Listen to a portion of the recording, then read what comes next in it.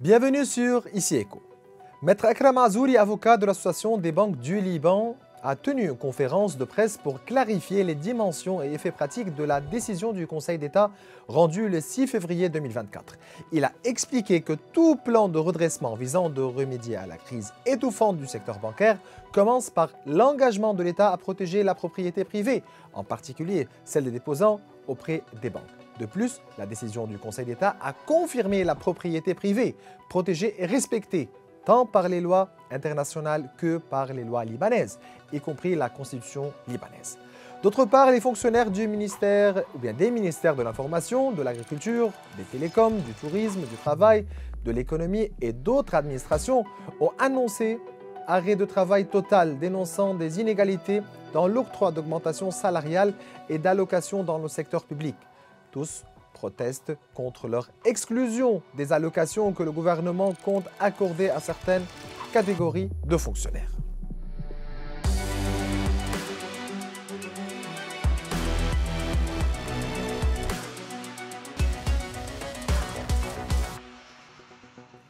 Bien voilà, depuis quelques jours, les employés de différents ministères organisent des grèves successives pour protester contre une discrimination perçue par les fonctionnaires. En effet, certains d'entre eux ont accès à des allocations spéciales, tandis que d'autres ne bénéficient pas de ce privilège. Ces grèves affecteront une série de services et de formalités.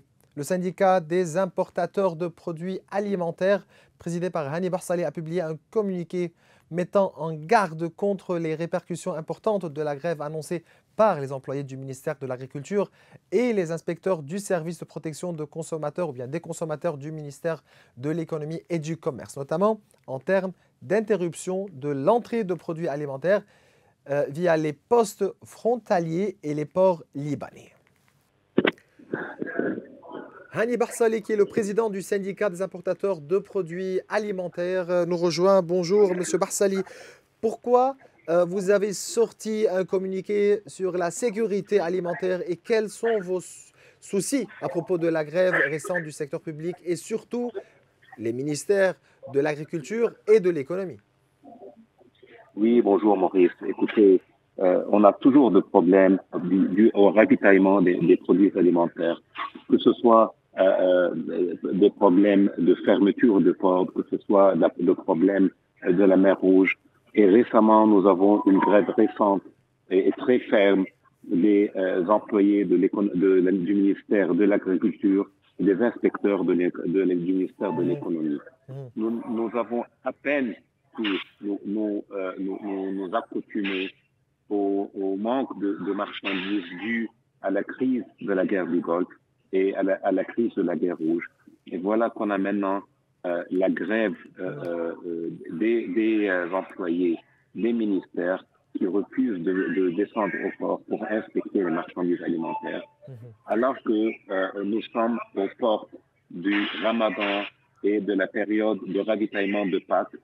Donc, nous avons vraiment un problème. Et c'est pourquoi nous avons lancé un appel hier aux dirigeants de faire tout ce qui doit être fait pour ne pas fermer le port et l'aéroport et pour que les marchandises puissent toujours passer. Donc permettez-moi, voilà, pour être plus clair, en quoi cette grève affecte la sécurité alimentaire? Est-ce qu'il faut craindre une pénurie de marchandises?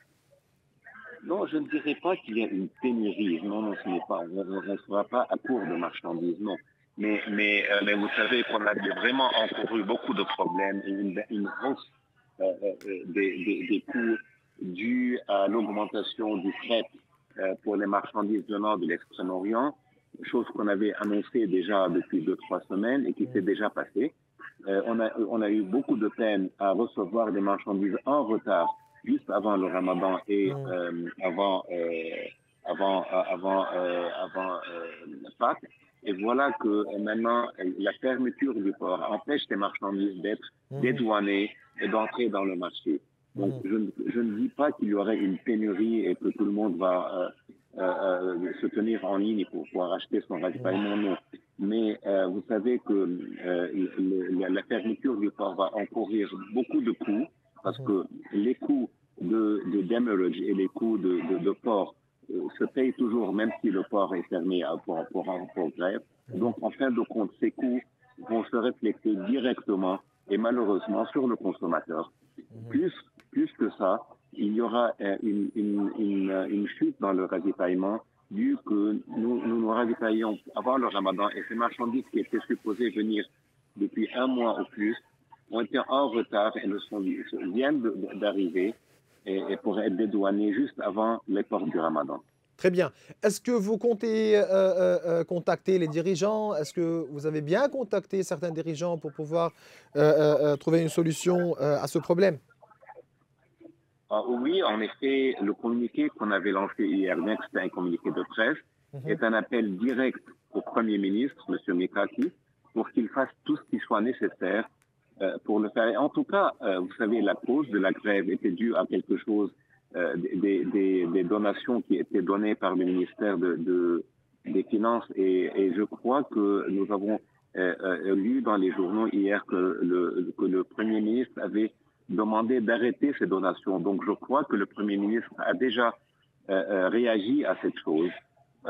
Mais nous allons aussi continuer avec les ministères concernés, donc le ministère de l'économie et le ministère de l'agriculture, pour empêcher la fermeture de ces deux portes d'importation très importantes qui sont le port de Beyrouth et l'aéroport de Beyrouth. Parce que vous savez, ce n'est pas seulement pour l'importation des produits alimentaires, c'est pour toute l'importation et même pour les industries. Parce que les industries doivent aussi importer leurs produits, leurs matières premières, leur packaging et tout. Donc c'est une chose qui concerne. Et le problème, Maurice, c'est que cette grève, je ne vais pas discuter si cette grève est juste ou non. Il y a une justice quelque part pour les gens qui le demandent. Mais cette grève va affecter tout le monde et même les gens qui sont en grève aussi. Oui, c'est clair.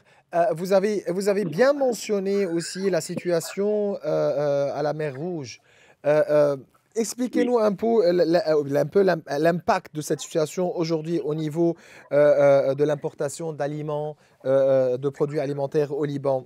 Est-ce qu'on a toujours des impacts aussi graves ou bien non? C'est aussi contrôlé?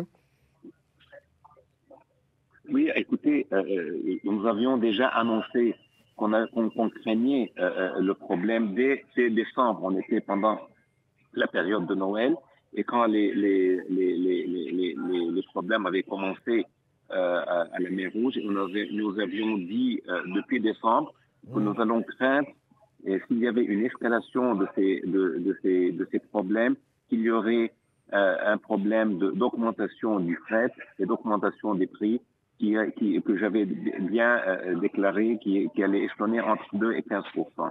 Ceci s'est effectivement passé depuis un mois et demi, dû premièrement à l'augmentation des fret et au retard des marchandises qui, au lieu de passer par la mer Rouge et par le canal du Suez, devaient passer autour de l'Afrique par le Cap de Bonne-Espérance. Donc, un retard de plus de 20 jours. Et on rappelle toujours que nous sommes en période de ravitaillement, que ce soit pour le Ramadan ou bien pour Pâques. Cet impact a déjà passé, c'est-à-dire que ce n'est pas quelque chose de nouveau. Les prix ont effectivement et malheureusement augmenté. Heureusement qu'ils n'ont pas augmenté autant qu'on avait prévu, ce qui est une bonne chose, mais il y a eu une augmentation déjà dans les alentours entre 2 et 10%. Certainement, en prenant en considération aussi donc le coût de l'assurance, le coût du transport, le long trajet que les flottes doivent dépasser, etc. Comme j'avais mentionné au départ, je ne dis pas qu'on a passé cette pénurie, mais on s'est plutôt ajusté, on s'est accommodé à cette pénurie, et soudain on a cette nouvelle grève du secteur public qui va augmenter les problèmes. C'est clair. Vous dites quoi aujourd'hui au Premier ministre sortant Najib Mikati? Écoutez, je sais que le Premier ministre a vraiment beaucoup de problèmes à suivre. Il faut donner une priorité à ce problème, surtout que c'est un problème de raison d'État, si vous voulez, parce que c'est un problème qui concerne le ravitaillement de tout le monde. Ce n'est pas un problème de salaire, ce n'est pas un problème disons, de deuxième degré, c'est un problème de ravitaillement, comme tous les problèmes qu'on a eus depuis le début de nos problèmes depuis 2019, que ce soit la fermeture du port, l'explosion du port, les multiples grèves qui se sont passées pour le secteur public, et ça c'est une honte. Nous sommes en période de ravitaillement. Les commerçants encourent des pertes énormes dues à l'arrêt de leurs marchandises. Plus, ceci va malheureusement se répercuter directement sur le prix de la marchandise, donc sur le consommateur final. Je suis bien sûr que le président Miati fait tout son possible pour éviter cette chose. Je demande à tout le monde, que tous les dirigeants, tous les politiciens, de vraiment laisser les problèmes politiques à part quand ceci a un effet sur la sécurité alimentaire du pays. Je profite de votre intervention pour retourner à une étude menée par l'agence russe Novosti à partir des données de services statistiques nationaux de 193 États membres de l'ONU. Le Liban a enregistré le deuxième taux d'inflation le plus élevé au monde, passant de 70% à 192% au cours de l'année 2023. Vous avez toujours une approche pour expliquer comment ces agences-là calculent le taux d'inflation, tout en prenant en considération quel taux de change, etc. Expliquez-nous, au niveau des prix des aliments au Liban, de la consommation certainement, mais principalement, parlons ici d'aliments, d'alimentation. Ça se fait comment? Oui. Écoutez, on a que ce soit l'agence russe ou bien que ce soit l'Organisation mondiale, le World Bank, donc la Banque mondiale, la Banque mondiale, ils font des études périodiques et on est toujours et malheureusement en tête de ligne. Et on fait la concurrence entre nous et l'Argentine, en fait, sur cette chose. Il faut vraiment prendre la chose du point de vue scientifique. Quand on parle d'inflation dans ces rapports, c'est une inflation qui ne prend pas en compte, en fait, la monnaie nationale. Donc, l'inflation se fait en livres libanaises. Et on sait du coup il y a donc une différence entre l'inflation des prix des aliments qui sont importés, donc on va les quantifier en dollars, et l'inflation de leur prix en livres libanaises.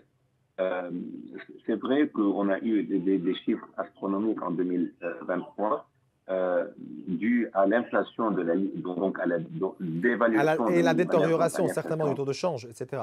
Oui. Voilà, la détérioration du taux de change. Mais du point de vue l'inflation nominale, elle est bien contrôlée. Et si on lit le même rapport, on va voir que l'inflation est ce qu'on appelle, je crois, relative inflation ou nominal inflation. Donc, l'inflation directe, donc en enlevant le facteur du taux de change, les taux d'inflation sont dans les limites très normales d'augmentation. Très bien. Il faut aussi que se rappeler, en 2023, les taxes ont augmenté. On a quantifié la TVA et les douanes à des taux proches du taux du marché.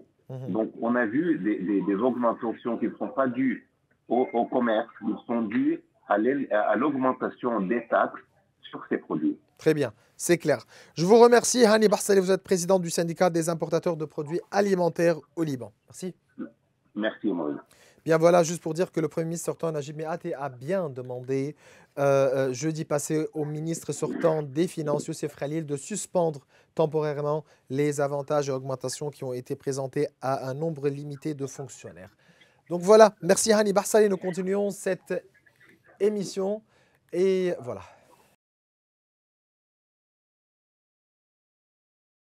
Durant la seconde partie de cette émission, nous allons nous pencher sur la décision du Conseil d'État qui empêche le gouvernement de saisir les fonds des déposants, et cela avec l'avocat au barreau de Beyrouth et de Paris et maître de conférence à l'EIOUBI, Dr Antoine Sfer. C'est toujours un plaisir de vous recevoir, Dr Sfer.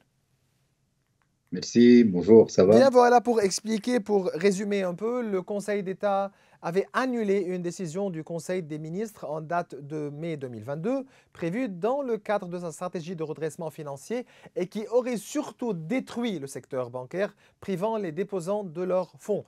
Une fois que l'État aura confirmé son engagement à respecter ce qui lui est imposé par la loi, à savoir combler le déficit du budget de la Banque du Liban et rembourser aussi les prêts empruntés à la Banque centrale, l'association des banques se tiendra aux côtés du gouvernement pour discuter des détails du plan actuel et de tout plan futur que l'État établirait pour faire face à sa crise systémique. Donc voilà. Pour discuter plus à propos de ce sujet, j'ai le plaisir de recevoir Dr Antoine Sfair. Vous avez bien eu la chance de lire ou bien de regarder ou bien de voir la conférence de presse, de suivre cette conférence qui a été tenue par Maître Akram Azouri, qui est l'avocat de l'Association des banques du Liban. Vous appuyez le point de vue de Maître Akram Azouri. Parlons ici du point de vue légal, juridique. En effet, il y a un principe. Le principe est énoncé par la Constitution libanaise, et notamment par le préambule de la Constitution libanaise. Il y a le droit de propriété. C'est un droit sacré, c'est un droit qui doit être conservé, protégé et sauvegardé de toute atteinte. Surtout si cette atteinte vient du gouvernement ou du Parlement même, c'est-à-dire des gouvernants. Alors, ici, le Conseil d'État a pris une décision, si vous voulez, de principe, en énonçant que les déposants ont des droits sacrés qui doivent être consacrés par toutes les autorités, surtout par le gouvernement, alors, et toute autre chose est contre la loi suivant le Conseil d'État. Alors, ça, c'est une question qui ne concerne pas l'association des banques spécialement, même si l'association des banques, c'est l'instance qui a présenté la requête auprès du Conseil d'État, mais c'est une question plus générale et plus spécifique en même temps.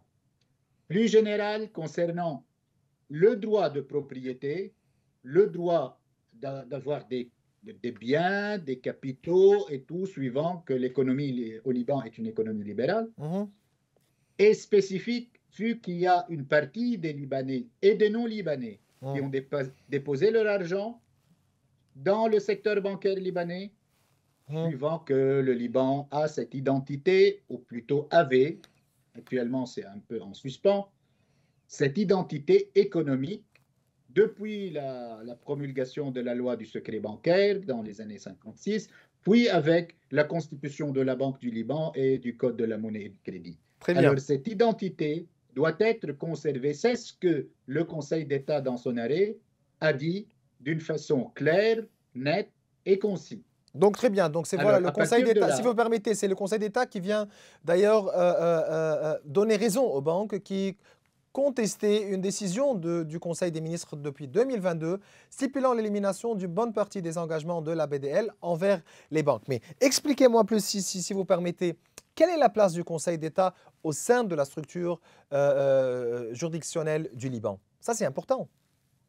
Oui, mais juste un point. L'arrêt qui a été rendu par le Conseil d'État a donné gain de cause, si vous voulez, à l'association des banques. C'est-à-dire que les banques ont des droits envers l'État. Ça, c'est clair. Et ces mêmes droits, alors, envers les déposants. Alors, c'est un cercle, si vous voulez. Et l'association des banques a bien fait dans ce sens. Et le Conseil d'État a pris la bonne décision, à mon avis, pour l'avenir. Je ne sais pas quand, comment, mais c'est une question de principe. Enfin, le Conseil d'État, c'est la cour administrative. C'est-à-dire, comme il y a, si vous voulez, la structure judiciaire, c'est-à-dire la cour pénale, les tribunaux civils et tout, il y a une cour spécialisée qui s'appelle le Conseil d'État. Alors, en principe, ce Conseil d'État, ou si vous voulez, ce qu'on appelle les tribunaux administratifs, doivent être à 2 degrés. Les tribunaux administratifs dans les régions, à l'instar des tribunaux civils. Et en second recours, c'est le Conseil d'État. Et je crois qu'il y a un projet de loi dans ce sens afin d'ajuster et si vous voulez, d'innover le Conseil d'État. Le Conseil d'État, on peut présenter une requête au auprès du Conseil d'État quand on a intérêt et qualité. C'est-à-dire s'il y a un décret sortant du gouvernement, d'un ministre, même un arrêté administratif, même une décision administrative des municipalités, des institutions publiques, alors toute personne qui a intérêt et qualité peut intenter une requête auprès du Conseil d'État afin de donner son avis et plutôt sa décision envers le décret ou la décision. Mais la décision qui sort, oui, ça c'est clair. Donc, mais toute décision prise par ce Conseil d'État est-elle obligatoire? Comment traiter avec ces décisions? Oui. Ça c'est important. Il y a deux catégories de décisions, si vous voulez. Il y a la décision conflictuelle, c'est-à-dire il y a eu un conflit entre une personne ou plusieurs personnes et l'autorité et l'administration, c'est-à-dire le Conseil des ministres, ministres ou municipalités. Alors ici, la décision doit être appliquée. C'est une cour.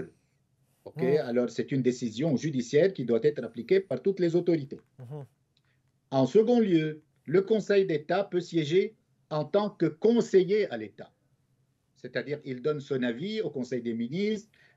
Parfois, il y a des questions de structuration, de restructuration, de BOT, parfois d'arbitrage que l'État va faire, alors, ou même de projet de loi. Alors, il y a ici, le Conseil d'État peut donner son conseil. Ici, l'avis est consultatif, n'est pas obligatoire. Donc, c'est ça la différence entre avis consultatif et avis obligatoire. Donc, aujourd'hui, on est devant un avis obligatoire. Oui, c'est sûr. Ça, c'est clair. Il y a eu un conflit. Très bien.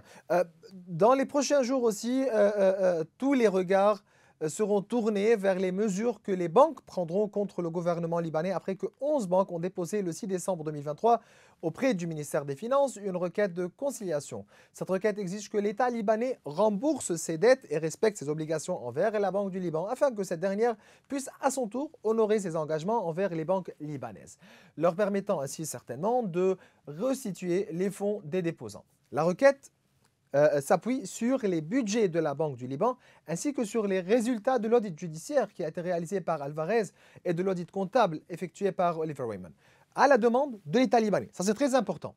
Quels sont les scénarios possibles, Dr Sfer? Ici, vous savez, ici c'est un cas judiciaire. Ce n'est plus une question contre l'État en tant que personne morale seulement. C'est-à-dire comme il y a eu lieu avec le décret et l'arrêt qui a rendu par le Conseil d'État. Ici, il y a une demande fondée sur des chiffres, sur des budgets, sur des rapports, un rapport aussi officiel, c'est Alvarez. Et le contrat avec Alvarez a été signé aussi par l'État, donc représenté par le ministère des Finances. Alors, à portée internationale aussi, c'est un rapport qui a une portée internationale, c'est-à-dire que les choses sont plus claires. Alors, ici, les scénarios sont, en premier, je ne sais pas comment les tribunaux libanais vont dire que l'État ne doit pas payer. Alors, ça, c'est un principe aussi. Il y a le principe consacré par le préambule. Donc, vous êtes d'accord que l'État est responsable, l'État doit payer? C'est sûr. Et je dis encore plus. Il n'y a pas une distinction de fond entre l'État et la Banque centrale. Ça, c'est une question très importante. La Banque centrale fait partie de l'État. Il n'y a pas deux personnes morales, l'État et la Banque centrale. Ici, il y a une connexité, même si la Banque centrale a une autonomie suivant le Code de la monnaie et du crédit. Mais ici, il y a des droits aux banques, aux déposants, par conséquent. Le problème, ce sont les déposants qui ont perdu leur argent. Le problème, qu'il n'y a plus de crédibilité, il n'y a plus de confiance dans le secteur bancaire. Actuellement, nous sommes dans une situation où le secteur bancaire est en période de turbulence. Et quelle économie a réactivé? Et quelle activité sociale, éducative et tout, si on n'a pas un secteur bancaire sain, crédible? Même dans la période de la guerre civile, le secteur bancaire a sauvegardé son identité, son mécanisme et sa probité, si vous voulez. Actuellement, la seconde identité du Liban a été bafouée suite à la révolution du 17 octobre. La première, c'était le 13 avril 1975, l'identité politique de diversité, de liberté,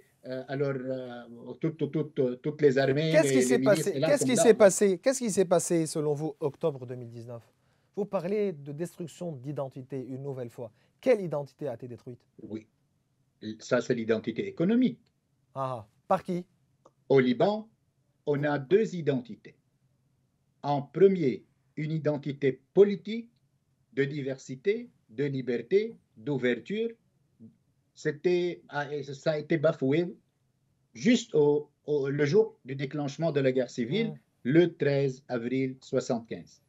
Toutes les armées, les milices, les gens sont là, les Syriens, les Israéliens, l'occupation hmm. israélienne, les Palestiniens. Alors, tout le monde est là. Il Non, n'y a mais plus d'identité politique, de diversité, de liberté. Il y a eu des massacres, il y a eu des guerres. 17 octobre 2019. Il y a eu la déclaration de la dislocation de l'identité économique du Liban. Alors, on a fait, c'est une révolution. Moi, je suis avec la révolution pacifique, mais la révolution n'a pas atteint ses objectifs, vu que le secteur bancaire a payé le prix et par conséquent, ce Vous sont êtes les convaincu que déposants qui ont c'était perdu leur planifié? argent. Vous êtes convaincu que c'était planifié? D'une part, oui, En faveur de qui? je ne sais pas, je n'ai pas des informations, mais en disant, je vous dis franchement, Hmm, Maurice, il y a eu des mouvements un peu partout au Liban. Je veux dire que c'était spontané. hmm, Après 2 semaines, 3 semaines, tout ce qui se passe actuellement, alors la majoration des taxes, le projet de réforme d'assainissement qui n'existe pas pratiquement, le projet du gouvernement qui est un projet caduc. Moi, hmm, je ne suis pas économiste, mais je peux évaluer. Alors, il y a une question de vision qui n'existe pas chez les hmm, gouvernants au hmm, Liban. hmm. Il y a des milliards de dollars volés, dilapidés, je ne sais pas où. Il y a les gens, les déposants qui ont perdu de l'argent. Permettez-moi de vous poser une Leur question vie, aussi juridique, si vous permettez. Un gouvernement qui sort annoncer un défaut de paiement avec le ça, gouvernement de Hassan Diab, ça il faut aujourd'hui c'était. rendre responsable quelqu'un, n'est-ce pas? Oui, mais le problème, c'est qu'il n'y a pas une responsabilité politique. Hmm, c'est ça. C'est-à-dire que Même si la le coût a été, responsabilité, même si le coût a été aussi grand, aussi énorme. oui, mais il y a C'est le un peuple qui est en train gouvernement. de payer aujourd'hui. Oui, mais le problème, c'est que la responsabilisation, si vous voulez, Hmm, alors, ne concerne pas le gouvernement Dieb en particulier. Il y a beaucoup de gouvernants, il y a beaucoup plus d'autorités, de gouvernements qui sont responsables de la situation. hmm. Mais le problème du défaut est un problème majeur. Vous On êtes ne peut convaincu que les pas défauts faire. étaient catastrophiques? Oui, c'est sûr, avec les dégâts, là, il y a des dégâts, on paye les prix actuellement, la majoration des taxes, là, Hmm. et tout ce qui se passe actuellement. Alors, c'est une partie, c'est à cause du En défaut. prenant en considération aussi les subventions qui ont été payées, la contrebande qui, C'est qui, qui- ça, qui n'arrête pas d'augmenter, etc. c'est ça. Alors, Hmm. et la politique d'assainissement ne peut pas se faire par des décisions, juste des décisions agressives, Vous avez bien sans un mentionné, plan. docteur Sfer, vous avez bien mentionné une destruction de l'identité économique du pays. En faveur de quel modèle? C'est le chaos actuellement. Hmm, Pas de modèle. hmm, Actuellement, le secteur bancaire actuellement ne peut pas jouer son rôle, c'est-à-dire le crédit, le débit, la transaction bancaire ordinaire. hmm, Alors, notre situation à l'étranger est une situation qui laisse à désirer. Vous voyez, alors à propos des SWIFT qu'on fait et tout, les hmm, PEP, c'est-à-dire les gens qui sont en politique, en administration et tout, ils ont un problème. Alors, et il y a le problème de la corruption hmm, qui n'a pas été encore bien structuré, bien fait. Il y a des dizaines de milliards qui ont été volés. c'est Alors, clair. ça, c'est pas une question de dilapidation, c'est-à-dire il y a de l'argent qui est sorti et comme ça. Il y a de l'argent qui a été volé par Hmm, les gens qui étaient au gouvernement. hmm. Au Docteur Sfer, gouvernement, ma dernière pas question, si vous actuel, je permettez. dis. Hmm. Si vous permettez, ma dernière question. Vous dites quoi à propos du plan de relance ou bien de redressement ou bien, qui a été présenté par le gouvernement Najib Mikati ou bien qui a été présenté par Saad Echemi, vice-président du gouvernement et précisément à la façon de résoudre le problème des dépôts. Parlons du point de vue juridique. ni le gouvernement, ni toute autre personne ne peut prendre une décision si grave envers un droit consacré par la Constitution. L'argent des déposants est sacré. C'est ce que le Conseil d'État a dit. C'est ce que tout gouvernement doit faire. On ne peut pas aller shortcut en laissant des dizaines, des milliers, pour ne pas dire des centaines de milliers de gens qui ont perdu leur argent, leur avenir, leur intérêt, que leur vie a été assassinée, si vous voulez, même s'ils sont toujours vivants. Alors, la question, c'est que le projet du gouvernement n'est pas un projet viable. C'est un projet caduc. Je ne sais pas comment le gouvernement, le Parlement va prendre des décisions dans ce sens, suivant quelles sont les lois à prendre et tout. Actuellement, nous sommes dans un chaos politique, économique et bancaire. Bien voilà, c'est toujours un plaisir de vous recevoir, Dr Antoine Sfael. Vous êtes avocat au barreau de Beyrouth et de Paris et maître de conférence à l'EIOB. Merci et bonne soirée. Mes chers téléspectateurs, nous arrivons à la fin de cette émission. Vous pouvez revoir tous nos épisodes sur nos réseaux sociaux. Au revoir.